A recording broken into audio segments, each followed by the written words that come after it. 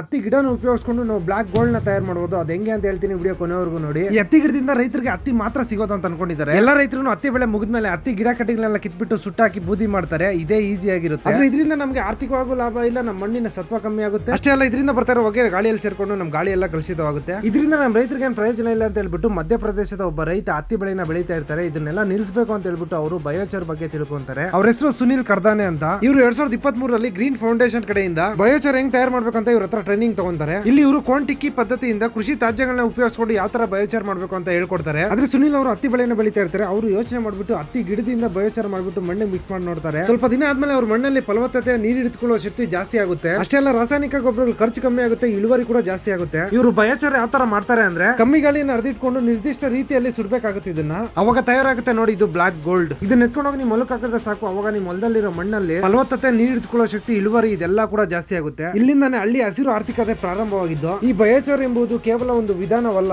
ಇದು ರೈತನ ಮನಸ್ಸನ್ನೇ ಬದಲಾಯಿಸುವ ಆದಿಯಾಗಿದೆ ಅಂತ ಹೇಳ್ಬಿಟ್ಟು ಸುನಿಲ್ ಕರ್ದಾನೆ ಅವರು ಹೇಳಿದ್ದಾರೆ. ಈ ಬಯೋಚಾರ್ ಬಗ್ಗೆ ನನಗೆ ಗೊತ್ತಿರೋ ಮಾಹಿತಿ ನಾನು ನಿಮಗೆ ತಿಳಿಸಿದ್ದೀನಿ. ಈ ವಿಡಿಯೋನ ಬೇರೆ ರೈತರಿಗೆ ಶೇರ್ ಮಾಡಿ, ಅವರಿಗೆ ನೀವು ತಿಳಿಸಿ ಅಂತ ಹೇಳಕ್ಕೆ ಇಷ್ಟಪಡ್ತೀನಿ. ಅಂದಂಗೆ ಹೇಳೋದು ಬರ್ತದೆ, ಫಾಲೋ ಮಾಡ್ಕೊಳ್ಳಿ, ನಾಳೆ ಸಿಗ್ತೀನಿ.